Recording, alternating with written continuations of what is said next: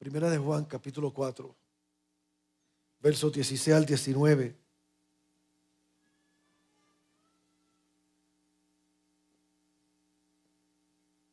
Yo veo nuestra niñez y yo me emociono. Amén. Porque crea o no lo crea usted, después de todo lo que yo viví en mi adolescencia, fueron estos momentos que Dios, la obra del Espíritu Santo, seguía trayendo a mi vida.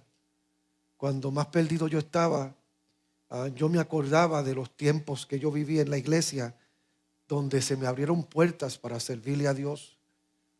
Y eso poco a poco fue lo que fue provocando un imán que me atrajo a Dios de nuevo. Ellos no se van a olvidar de esto, y esto los va a bendecir a ellos. Primera de Juan 4, 16 al 19. Leo a la gloria del Padre, del Hijo y del Espíritu Santo. La iglesia dice: amén. Y nosotros hemos conocido y creído el amor que Dios tiene para con nosotros. Dios es amor, y el que permanece en amor permanece en Dios y Dios en él.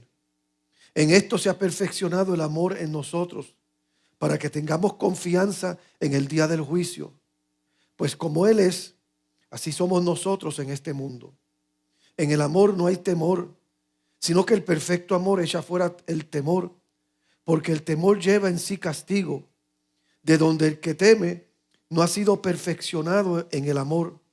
Nosotros le amamos a Él, porque Él nos amó primero. Pueden sentarse. Empezamos esta serie, este conjunto de mensajes que le hemos titulado La paradoja del poder. Hoy quiero hablarle bajo el subtema: Dios no condena la debilidad. La creencia común es que Dios se enoja cuando pecamos y exige más santidad de la que es humanamente posible. Esa es la creencia común, que Dios se enoja cuando pecamos y exige que elevemos nuestro estándar más allá de lo que como humanos nosotros podemos sostener.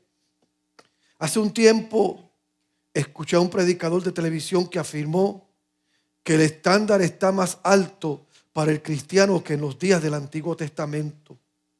Y tengo que confesarle que yo me suscribí a esto por un tiempo. Por un tiempo yo suscribía a la idea de que cuando Cristo vino, Él no vino a rebajar el estándar, Él vino a elevarlo. La exigencia, Él vino a elevarlas. Y eso es una verdad incompleta. Él dice, este predicador dijo, la ley dice, no cometerás adulterio. Pero Jesús dijo, si miras a una mujer y la codicias, ya cometiste adulterio en tu corazón. Y entonces el predicador decía, viste que Dios elevó el estándar. Jesús tomó la vara de la ley y la puso más alta. Es la creencia de muchos. Nosotros como cristianos estamos sujetos a una vara más alta que la ley. Pero esa no es la verdad. Mire lo que dice la Biblia. Ahora pues, ¿por qué tentáis a Dios poniendo sobre la cerviz de los discípulos un yugo que ni nuestros padres ni nosotros hemos podido llevar? Hechos 15:10. Pedro estaba hablando a los líderes religiosos que querían que los creyentes no judíos cumplieran la ley del Antiguo Testamento. Cuando nació la iglesia, era difícil para aquellos que fueron criados bajo la ley aceptar que Jesús cumplió la ley y nos llamó a salir de ese sistema. La Biblia dice, pero si sois guiados por el Espíritu, no estáis bajo la ley. Gálatas 5:18. Y también dice, la ley del Espíritu de vida en Cristo Jesús nos ha liberado de la ley del pecado y de la muerte. ¿Qué es la ley del Antiguo Testamento? Mire lo que dice Romanos 8:2-4. Porque la ley del Espíritu de vida en Cristo Jesús me ha librado de la ley del pecado y de la muerte. Porque lo que era imposible para la ley, por cuanto era débil por la carne, Dios enviando a su Hijo en semejanza de pecado y a causa del pecado, condenó al pecado en la carne para que la justicia de la ley se cumpliese en nosotros, que no andamos conforme a la carne, sino conforme al Espíritu.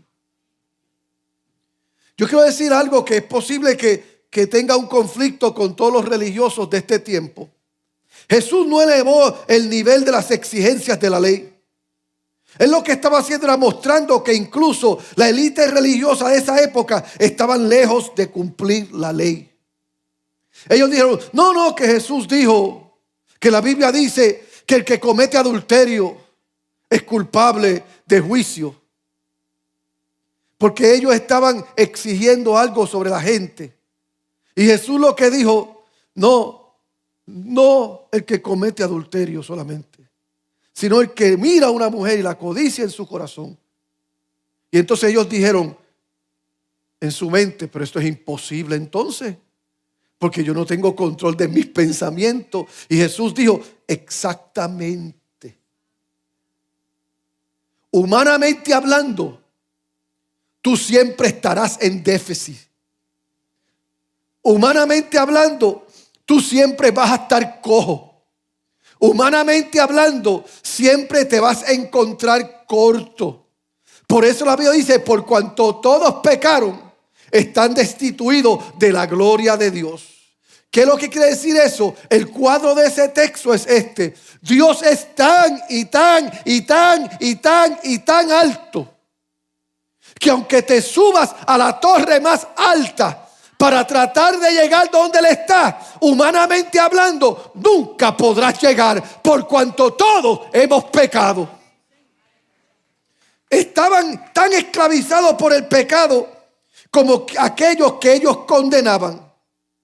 Jesús mostró que la ley era inalcanzable, que es lo que también estaba diciendo Pedro.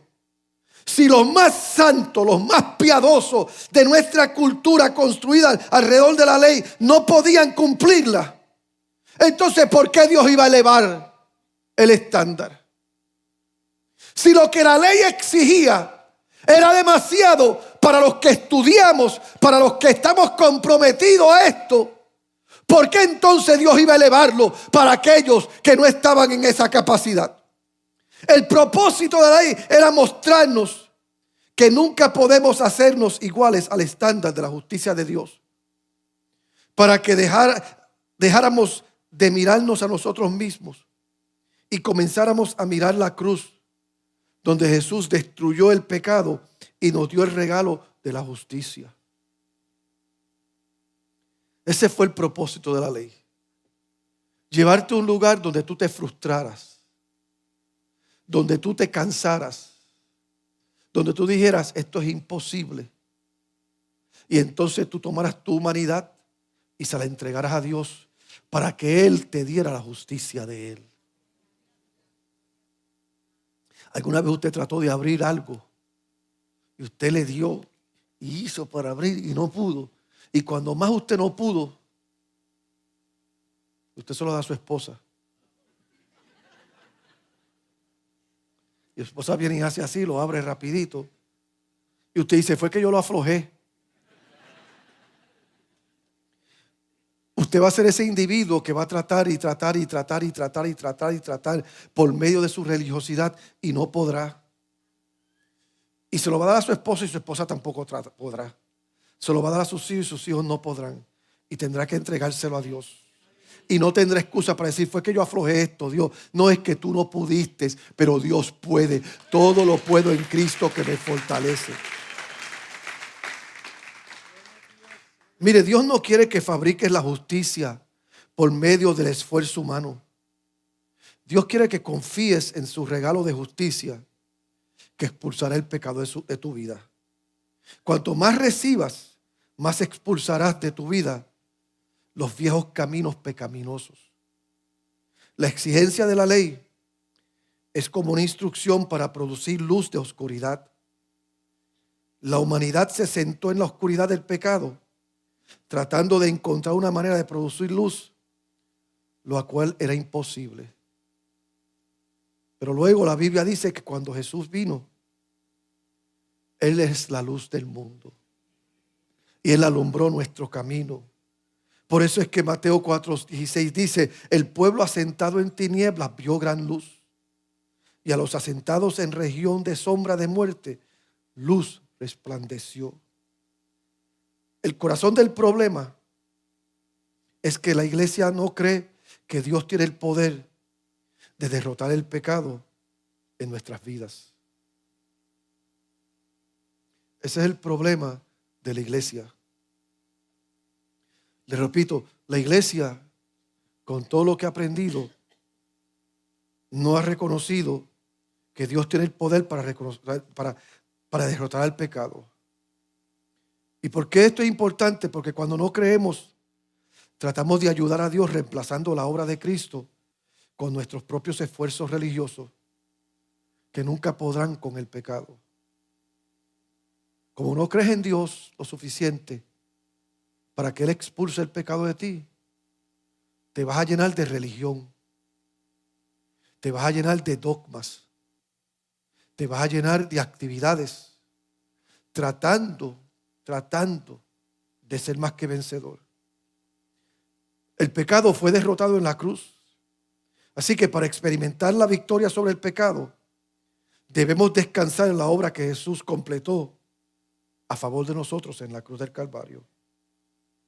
Entonces, cuando nos sentimos vencidos por el pecado, la respuesta es poner nuestra confianza en el don de la justicia de Dios, creyendo de que Él tiene el poder para expulsar los demonios, las malicias, las opresiones que vienen a atarnos. Hubo un hombre en la Biblia que era paralítico, un hombre que fue llevado ante Jesús con una condición física. Y mire lo que hizo Jesús. Jesús miró al hombre y le dijo: tus pecados te son perdonados. El hombre no era capaz de ponerse en pie, vencer o hacer algo para cambiar su condición. Jesús no atacó su parálisis. Jesús atacó el pecado. A partir de ahí le ordenó al hombre que se levantara, tomara la camilla una vez y caminara. A veces nosotros estamos tratando con el síntoma, no con la condición.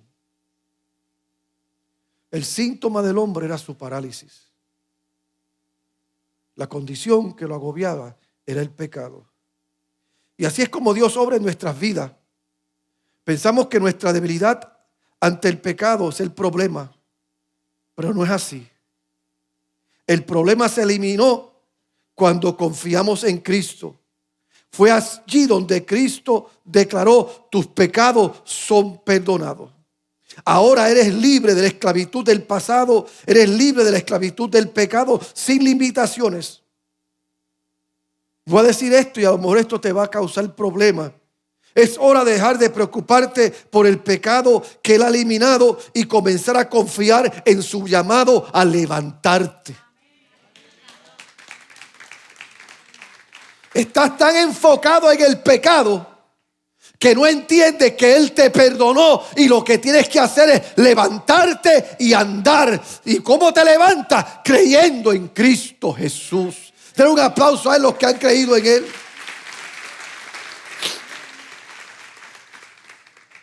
Dios no se enoja con aquellos que no están a la altura de lo que la religión establece.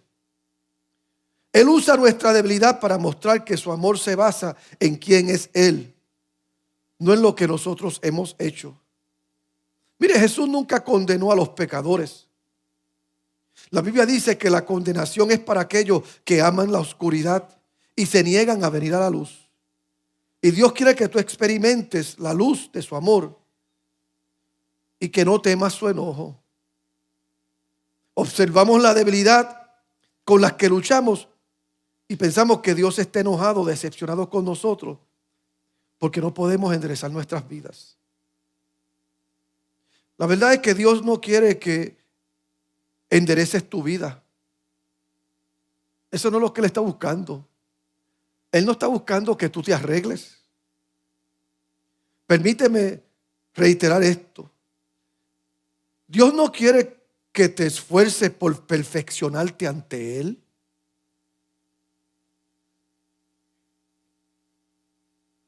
Porque Él sabe que tú no podrás. Dios te quiere como eres y solo te pide una cosa: fe,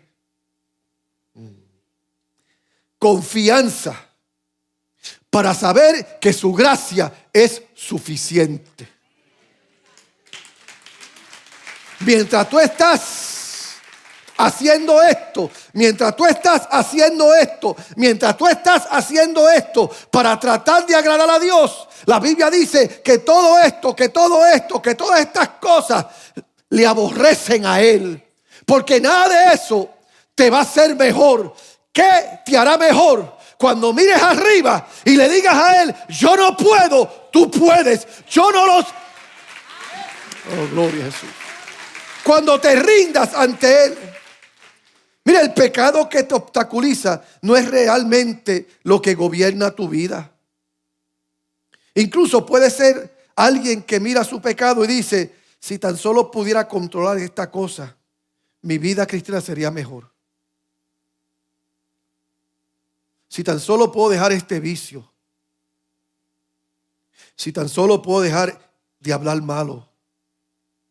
Si tan solo pudiera dejar de pecar, yo estaría mejor. Y yo vengo a decirte que tus debilidades seguirán gobernando hasta que adoptes este imposible principio. No es tu trabajo cambiarte. Es Dios quien dice: levántate y anda. Una vez que aprendas a confiar en su amor por ti y en su voluntad de obrar a tu favor, cosas empezarán a suceder. Porque aunque estés paralítico y hayas estado paralítico toda tu vida, cuando oigas la voz de Dios que te diga: levántate, no vas a decir: pero es que nunca he podido andar, es que nunca he tenido la facultad, es que nací paralítico. Cuando oigas la voz de Él que te dice: levántate, todo aquello que te ha tenido paralizado, cuando oigas la voz de Él y lo creas, te atreverás a levantarte en el nombre de Jesús y Él expulsará de ti lo que te ata. Por supuesto, algunas conductas necias van a morir naturalmente a medida que maduramos. Sin embargo, los defectos de carácter no desaparecen simplemente porque deseamos que desaparezcan. Yo conozco gente que tienen actitudes muy adictivas. Yo soy uno de ellos. Yo tengo una naturaleza bien adictiva. Y por eso, a la medida que he ido creciendo y madurando, por medio de la fe he aprendido cómo cuidarme. Pero en particular hay gente que hacen esto que les voy a contar. Vienen a alguien y le confiesan que tienen un problema con las drogas. Y psicólogos, ¿cómo decir esto sin ofender a todos aquellos que están en el campo de la psicología? Psicólogos vagos. Psicólogos vagos te escuchan decir: tengo un problema con las drogas. Y te dicen: vamos a hacer esto. Sustituye ese vicio con un hábito diferente que te va a ayudar. Eso es un consejo vago. Y yo he conocido gente que tenían problemas con las drogas antes y estaban enviciados con las drogas y lo sustituyeron con jugar dominó. Y ahora son esclavos del dominó. Cambiaron una esclavitud por otra esclavitud. Que tenían problemas con la pornografía y dejaron de ver pornografía, pero ahora se pasan binge watching, viendo televisión, aunque no es pornografía lo que están viendo, pero siguen adictos a algo. La verdad es que tú no puedes cambiar tu naturaleza o tu carácter. Este es el trabajo del Espíritu Santo que trabaja dentro de ti, y lo único que Dios quiere es que tengas fe en Él. Entonces, cuando yo me veo ante mis condiciones que son adictivas, en vez de yo tratar de sustituir, yo lo que hago, miro al cielo y le digo a Dios: Dios, necesito que me des la mano con esto. Necesito que la obra de tu Espíritu Santo traiga refrigerio sobre mí para yo poder decirle que no al pecado, para yo poder decirle que no a mis adicciones, para yo poder decirle que no a mis hábitos. La religión y la teología pueden ser obstáculos para la obra de Dios si no se adquieren mediante el tipo de comprensión que solo el Espíritu Santo otorga. Por eso es que usted ve que hay gente que vienen del mundo y le encantan las iglesias pentecostales tradicionales, donde se gozan lunes, se gozan martes, se gozan miércoles, se gozan jueves, se gozan viernes, sábado también. Y al llegar el domingo siguen con el gozo. Se dicen: ¿por qué? Porque están adictos.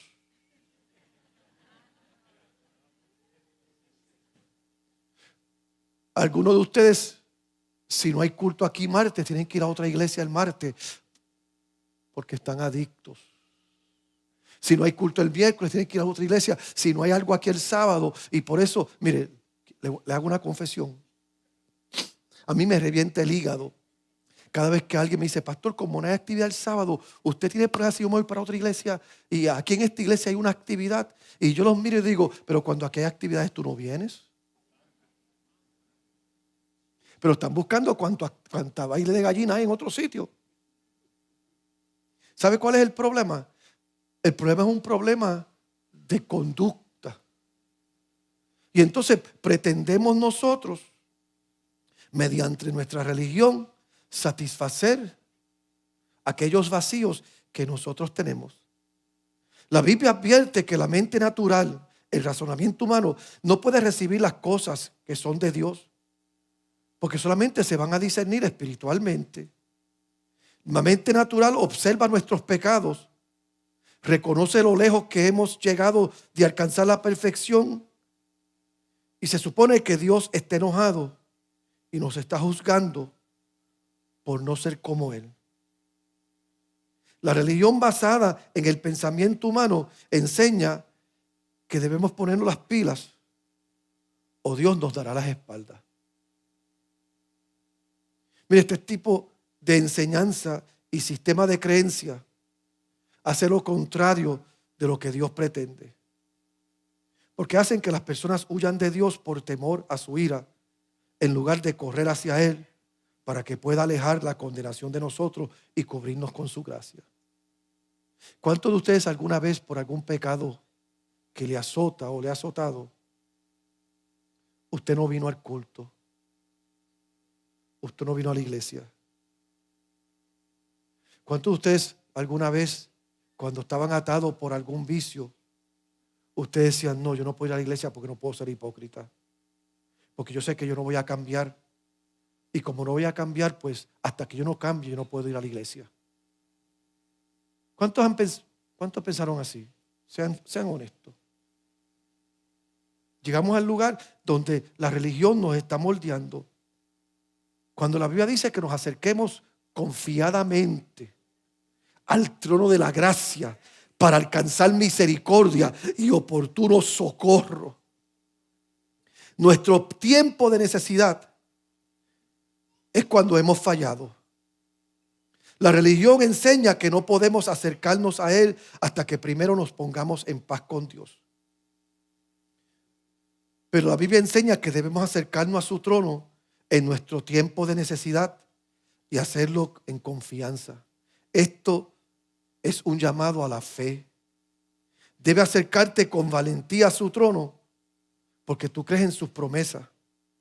Debes entender que tu pecado no tiene poder para alejar a Dios de ti.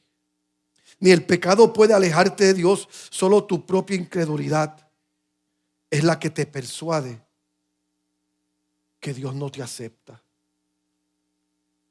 Yo he dicho esto y lo voy a decir de nuevo, y aunque es un estrecho a lo que estoy hablando, Dios siempre te va a amar. Dios te va a amar en el cielo y te va a amar en el infierno. Tú eres el que decide dónde Dios te ama.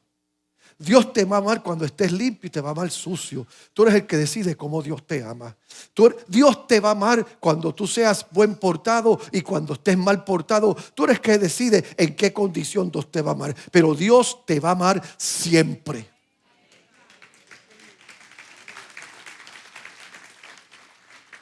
Ahora, el problema de nosotros es que tenemos un concepto de Dios equivocado. Y voy a usar esta ilustración. Digamos que Cristal es una niña de 8 o 9 años. Y estamos en el patio jugando. Y yo veo una montaña de hormigas, esas rojas, que pican. Y yo le digo a Cristal, Cristal, no toques eso, porque si toca eso, te van a picar. Y yo sigo haciendo mi trabajo. Y de momento Cristal viene corriendo, llorando, gritando, porque ella, por su curiosidad, se paró encima del hormiguero y el hormiguero la picó. Y ella viene donde mí corriendo. ¿Qué usted cree que yo voy a hacer si soy un buen padre? Te dije que no juegue con las hormigas. Eso es bueno que te pase. Y hasta que no me pidas perdón y te arrepientas, te pudres quemada por las hormigas. ¿Usted cree que un buen padre hace eso? ¿Qué hace un buen padre? Sacude las hormigas. Si es puertorriqueño, latino, le unta Vicks.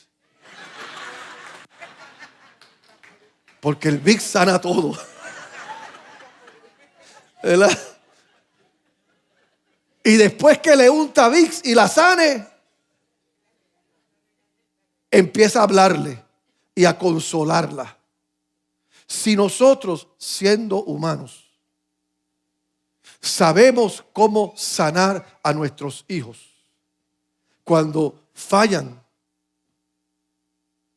¿cuánto más Dios, que es el Padre de los padres perfectos?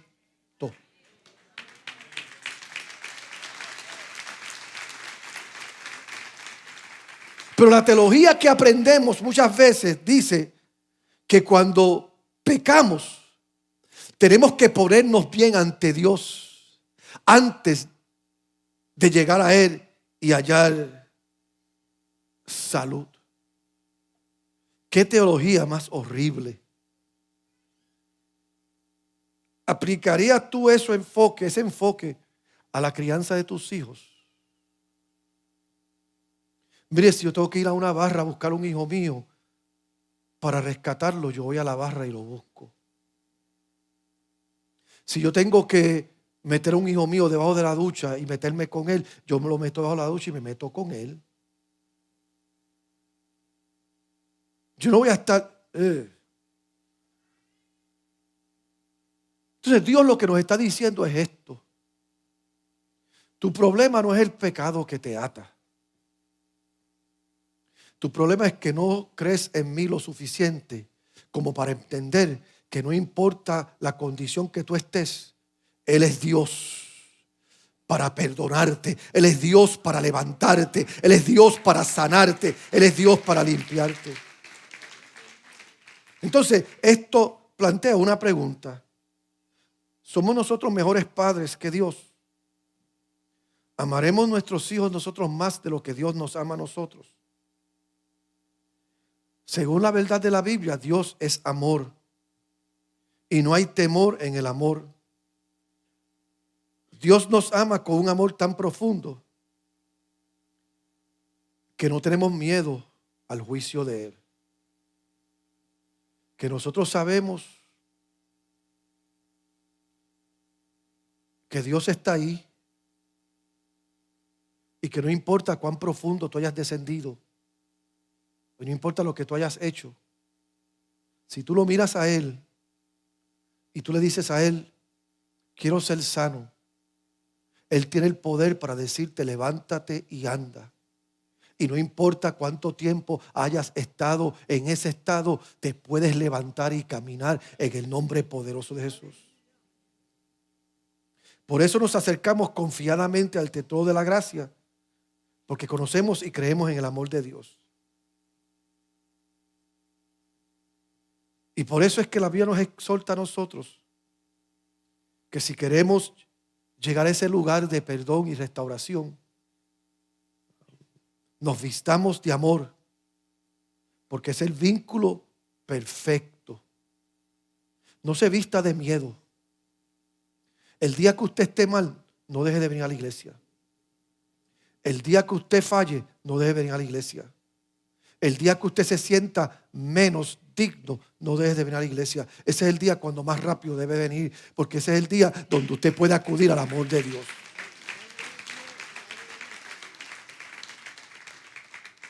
Entonces la pregunta, ¿qué es lo que nos une a la perfección de Dios? Es cuando nos revestimos de su amor. Por la fe recibimos su amor y esto es lo que nos lleva a la perfección. No se basa en la conducta, la debilidad o el trabajo humano. Tú no eres perfecto por lo que tú haces. Tú eres perfecto por lo que Dios hizo. Entonces regresemos al principio de nuestra discusión. Perdemos el favor de Dios cuando luchamos con nuestros pecados o debilidades. ¿Son estas barreras para Dios o para su amor por nosotros? No. Usted puede ser el peor de los peores y usted sigue siendo hijo.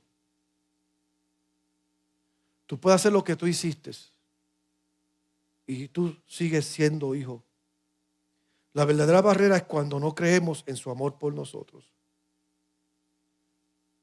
El problema más grande de mis hijos es cuando ellos creen que algo que ellos hicieron los tiene que alejar de mí. Ese es el error más grande de mis hijos. Que cuando ellos fallaron, tienen que esconderse de mí. La verdad es esta. Cuando ellos se esconden es cuando más yo sufro. Cuando ellos se esconden es cuando a mí más me duele.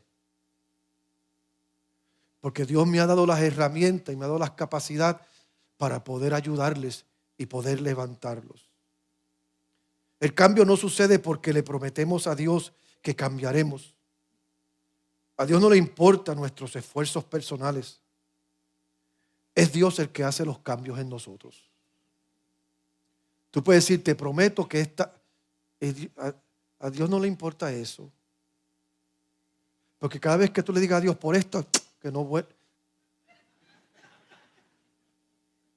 Tú le dices a Dios, por esta no vuelvo a fallarte. Y Dios te dice, por esta vuelvo a perdonarte. Así es Dios. Dios no quiere que estemos cubiertos por el pecado, porque es un Padre amoroso que no quiere vernos lastimados. Quiere darnos un futuro y una esperanza y quiere que experimentemos la vida abundante. Dios no tiene intención de dejarnos en el fracaso o en el pecado. Nos invita a la comunión con Él, donde su amor echa fuera todo temor y absorbe todo pecado con la victoria que ya se logró por nosotros en la cruz. Él lo que quiere es que tú le creas a Él. Ahora, Él solo quiere una cosa de ti: fe en su amor y en su obra. Eso es lo que Dios quiere. Y permite reiterar esta importancia o esta importante verdad. ¿Sabes lo que la Biblia dice? En Hebreos 11:6. Pero sin fe es imposible agradar a Dios. Cuando te sientas indigno y te sientas que has decepcionado o enojado a Dios, esta es la mentira del enemigo. Satanás dice que Dios te ha rechazado, pero Dios nunca dice eso. La religión condenó a Jesús por ser amigo de los pecadores. La religión todavía condena a los pecadores y todavía no cree que Dios ama tan profundamente e incondicionalmente. Y la verdad es que Dios no te condena, no importa lo que hayas hecho. Y puedo probártelo por la Biblia. Juan capítulo 8. La religión trajo a una mujer que había sido sorprendida en el acto del adulterio. Y la tiraron ante Jesús. Y le dijeron a Jesús para tentarlo. Porque como no estaban de acuerdo con el mensaje de Cristo, como algunos de ustedes posiblemente no estén de acuerdo con el mensaje que estoy predicando, querían sorprenderlo. Pero pastor, sí esto. Pero pastor, sigue aquello. Porque siempre estamos buscando las 5 patas al gato para ver. Y Jesús sabía cuál era el propósito de ellos. Pero él sabía cuál era el propósito de él. Y la ley condenaba a la mujer. Pero lo que ellos no entendían es que también condenaba a todos los que la estaban acusando. Y después de todo, la Biblia dice que el propósito de la ley era condenar a todo el mundo como culpable ante Dios. Lo que al fin nos iba a llevar a Cristo, donde fuésemos rescatados de la condenación de la ley. Y como la ley condena, y cada persona que rodeaba a la mujer también era culpable, Jesús lo hizo lo que la ley le mandaba hacer, porque aún todavía él no había cumplido la ley. Él se inclinó en tierra y empezó a escribir. Y me imagino que Jesús estaba escribiendo cosas como lujuria, adulterio en el corazón, avaricia, robo, codicia, idolatría, odio y asesinato. Yo imagino que Jesús empezó a escribir todos los pecados que ellos también tenían. Porque qué fácil es señalar a la gente, ¿verdad? Qué fácil es decir, si fuese hijo mío, si fuese hija mía. Pero cuando es el hijo tuyo, cuando es tu hija, cambian los muñequitos, ¿verdad? Y Jesús empezó a escribir el pecado de cada uno de ellos. Y la ley dice que deben morir por tus pecados. Y tal parece que ellos no captaron el mensaje de Jesús. Porque volvieron y le dijeron a Jesús, la ley dice que hay que matarla, que tú dices. Porque así hay muchos en la iglesia. Que yo puedo cambiar de color aquí predicando este mensaje. Y cuando salgan de aquí, salen con la misma mentalidad. Y Jesús pues tuvo que llevarlo un poquito más allá. Y le dice a ellos, está bien, yo sé lo que la ley dice.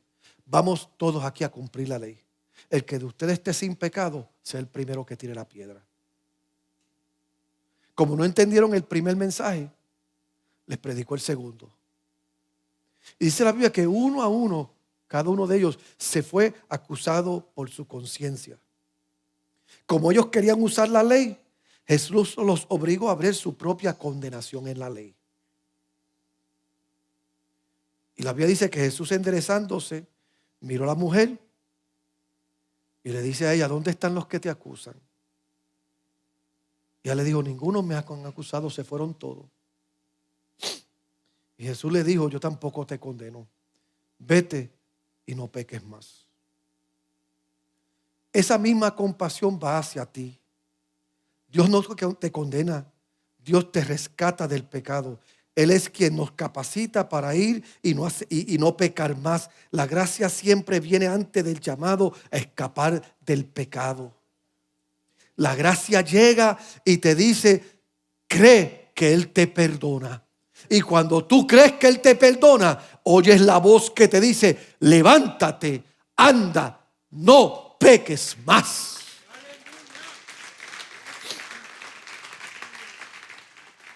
Dios no es quien saca el pecado de nosotros y nos capacita. Dios es el que cambia el pecado de nosotros y nos capacita para caminar por encima del poder del pecado.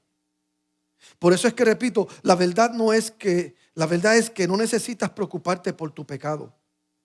Debes concentrarte en una sola cosa, en Cristo Jesús y su amor por ti.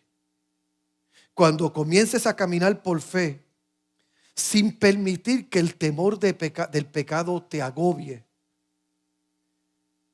entonces por fe recibirás el perdón y comenzará la transformación. Porque entonces, como un acto de gratitud, vas a empezar a responderle a Dios. Mire, la parte más difícil de comenzar el verdadero camino espiritual de la fe es cómo vemos nuestros pecados. Cuando crees que tus pecados te separan de Dios, no tienes forma de vencer el pecado. Porque unirte a Cristo es la única forma de vencer al pecado. Pero si porque estar en pecado te alejas de Dios, entonces la gracia de Dios no puede llegar donde ti. Pero si pecas y te acercas a Dios, el poder del Espíritu Santo tiene la capacidad y la habilidad de limpiarte de todo pecado por medio de la sangre de Cristo. El pecado en efecto separó a la humanidad de Dios. Por eso la Biblia llama a Jesús y le llama el Cordero de Dios que quita el pecado del mundo. Por eso en esencia el pecado se basa en el egocentrismo. En esencia el amor se basa en el altruismo, que es el sacrificio, es el desprendimiento, es la renuncia, es la generosidad. El pecado se basa en que tú estás alimentando el apetito que hay en ti. El pecado es tú alimentando el apetito egocentrista que hay en ti. El amor se basa en el desprendimiento. Porque ahora, por medio de la fe, tú amas a Cristo. Y como amas a Cristo, ese perfecto amor de Dios echa fuera de ti el temor.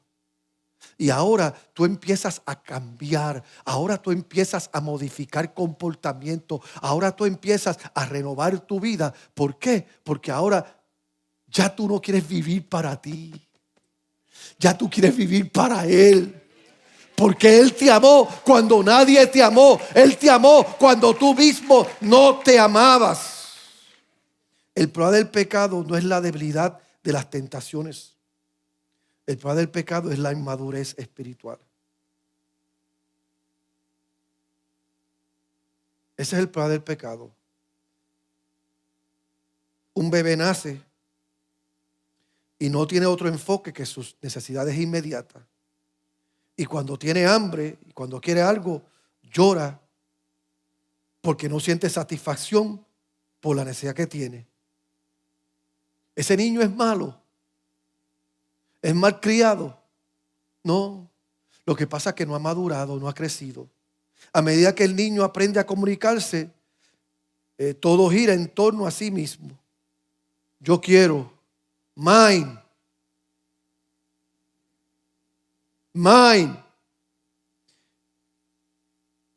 Pero si lo crían bien, le enseñan a abandonar el egocentrismo. Yo me acuerdo las primeras veces que yo tenía un par de centavos y yo quería ir al negocio del lado para comprarme mis dulces, para comprarme mi media libra de pan, para comprarme mi mantequilla y comprarme mi maltita. Y yo me acuerdo las primeras veces que yo tenía un par de pesos y yo le decía a mis viejos, voy para la tienda. Y me decían, ¿con quién vas? Voy con Martín. ¿Tienes para comprarle a Martín? No. Entonces, ¿por qué vas a ir a la tienda a comprar para ti si no tienes para Martín? Si no tienes para compartir, mejor no vayas. Y a mí eso... Y yo tenía que esperar tener para poder compartir. Como niño yo no entendía eso. Como adulto ahora yo lo entiendo. No te pongas a reír, no te pongas a celebrar, no te pongas a hacer fiesta si no tienes la capacidad de bendecir a aquellos que están en tu círculo de influencia. Eso es lo que hace el pecado. El pecado te tiene como un niño egoísta que haces lo que haces sin importar cuánto ofendes a Dios, cuánto hieres a Dios, cuánto lastimas el corazón de Dios y cuánto lastima a la gente que te ama. Pero cuando en fe aceptas a Jesús y en fe empiezas a madurar y empiezas a creer, Dios nos hace crecer enseñándonos a recibir su amor y luego amar a los demás con el amor que Él está derramando en nosotros. Y ahora yo no hago las cosas porque yo quiero, ahora hago las cosas porque quiero agradarle a Él. Comenzamos a revestirnos de amor. El problema con la teología basada en la condenación es que nos enseña a escondernos de Dios. Pero la madurez solo puede desarrollarse cuando caminamos con Él. El pecado es el síntoma, no es el problema. Repito, el pecado es el síntoma, no es el problema. Aprender a caminar por fe para que podamos recibir el amor de Dios es lo que nos hace crecer hasta su perfección. Luego entonces el pecado perderá lentamente su control. No te permitas darle la espalda a Dios por miedo, porque Dios nunca te dará la espalda. Tu pecado no es una barrera, es la incredulidad la única barrera a tu vida cristiana. Tus debilidades se convertirán en áreas donde Dios va a revelar su fortaleza. Y la fortaleza de Dios se perfecciona en tus debilidades. Ahora, en vez de mirar tu humanidad y dejar que tu humanidad sea tu enfoque, ahora por medio de la fe vas a mirar a Jesús. Y vas a dejar que el poder de Él sea tu bendición. Ahora tú no vas a ir donde Él y decirle, mira Dios, lo santo que soy. Mira Dios, lo bien que me he portado. Mira Dios, los ejercicios religiosos que he hecho para agradarte. Ahora tú vas a ir donde Él y vas a bajar tu cabeza y vas a decirle a Dios, toma mi humanidad, dame tu santidad. Toma mi imperfección y dame tu perfección. Y el perfecto amor de Dios echará fuera todo temor. ¿Sabes qué fue lo más que yo tuve que aprender? Que en mis peores momentos es cuando más Dios se revela en mí. En mis peores momentos es cuando yo puedo oír la voz de Dios diciéndome, mi hijo, mi hija, eres tú. Yo te invito a estar de pie.